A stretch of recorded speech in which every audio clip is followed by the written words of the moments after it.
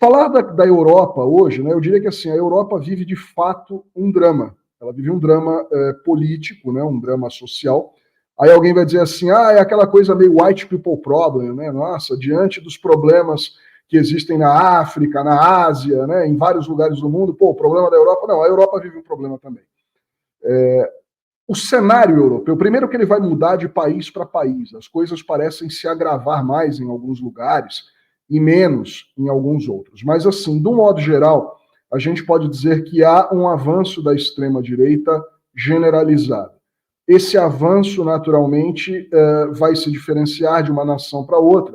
Na Itália, por exemplo, o poder da extrema-direita é hegemônico, ninguém discute isso. A direita há muito tempo conseguiu enterrar a esquerda lá de forma quase que definitiva, e os governos vêm acentuando o seu radicalismo já tem alguns anos, né? Na Espanha, a gente viu recentemente o renascimento de uma extrema-direita, e uma extrema-direita que evoca e advoga em nome de uma herança franquista, uma coisa escrota, assim, fascista. Aqui em Portugal, o mesmo acontece com o Chega, só que me parece que num formato meio rocambolesco, que nem ocorreu no Brasil com o bolsonarismo, né? O líder do Chega é o André Ventura, um sujeito que tem uma história tosca, assim, um cara que era um professor, um acadêmico, um professor de direito, e que desenvolveu teses, inclusive de doutorado, à esquerda, sobre direitos humanos e migração, e que de repente virou comentarista de futebol na TV e falava um caminhão de esterco, e por ser um cara que falava um caminhão de esterco, ficou popular e acabou virando um líder de extrema-direita e agora reproduz esse discurso horroroso.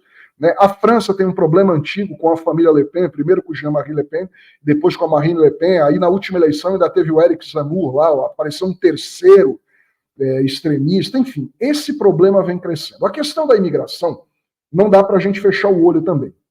Eu vivo aqui, eu não sou português nato, eu não nasci aqui, mas eu percebo as coisas, estou vendo aqui, né? Me parece que assim, a Europa hoje, isso não é só um fenômeno de Portugal, é um fenômeno que vem acontecendo em todos os outros países. Isso aí vai englobar a França, a Alemanha. De um modo geral, parece que eles já não estão mais se importando com aquele imigrante com os quais eles se acostumaram durante os anos. Né? Por exemplo, latino-americanos, alguns migrantes de países do leste europeu e de ex-repúblicas soviéticas e tal. Até os árabes, né? A gente tem visto que essa tensão com os árabes, é claro que ela existe, mas ela vem diminuindo.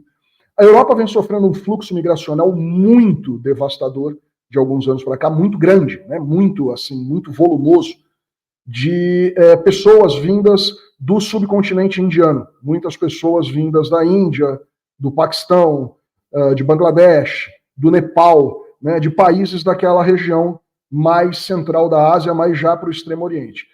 E como essas pessoas vieram para cá em um número muito grande e num período de tempo muito curto, e elas, de um modo geral, é difícil dizer isso, eu não sou propriamente um pesquisador nem um antropólogo, mas essas pessoas, esses povos, na verdade, eles têm um pouquinho mais de resistência de tentar se adaptar à cultura local. Isso vem trazendo um desagrado muito grande para alguns setores da sociedade europeia.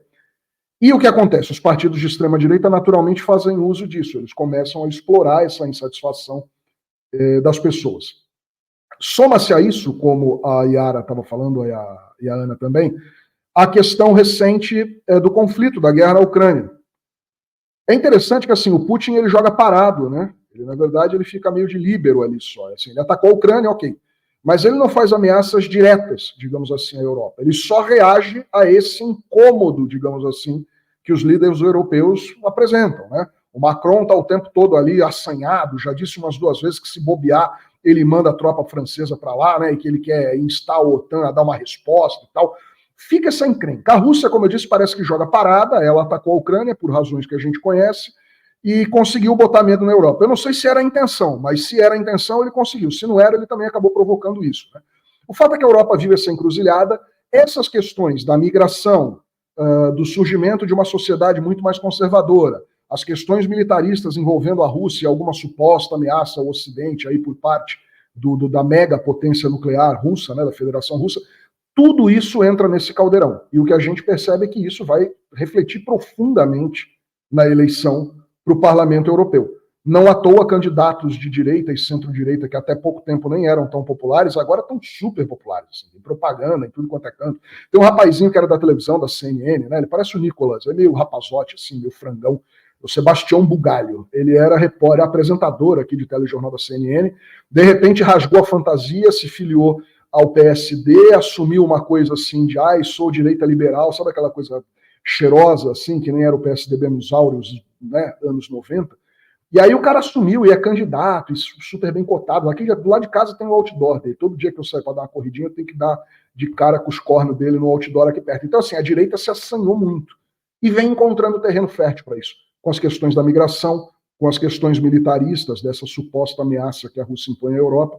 Enfim, é um cenário complicado e a Europa vive esse drama político, como frisou a Yara, né, 70, 80 anos depois da última grande onda fascista que a Europa teve, que acabou culminando, a gente sabe no quê, né?